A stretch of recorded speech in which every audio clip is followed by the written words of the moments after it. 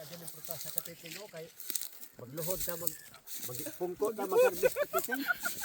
Magpungko ta maghawan tungod sa kamubo. Mubo pa ganin prutas sa katiting aran naghanang bunga. Pero sa Pilipinas man ni katiting kining kadaghanos bunga, di ka salinan kay hugton man ikuha. Dili abot og hinog katiting. Pero kami diri o tungod sa kadaghan among hawanan ni kay para nga inig ka dagko inig ka kuan na mo after pila ka buwan ni dagko ni siya kay gipanghuaan naman kay maguot man ni katiting dagko man ni ano amo panghuaan. O timan ini katiting ini harvest na mo di ba? Mabong kag kaon ani.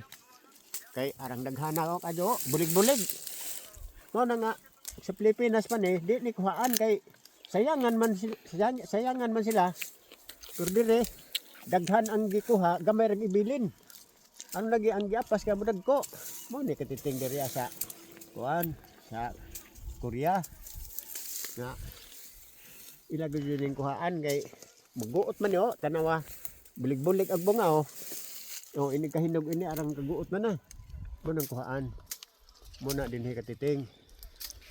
Na hawanan ka jud. Ja daghan ka jung kuan ano na ay hawanon na mo katiting kay daghan man dili kay kanira daghan oh mo na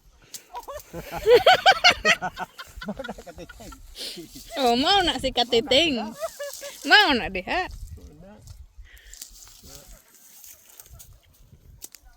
Pinintan mo ako katiting ay mapiniragod mo na nagugdua duwa nga dang tinood. Grabing bunga oh. Oh.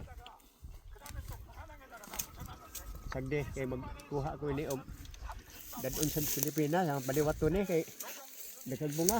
Wa man ni dito. Bunga.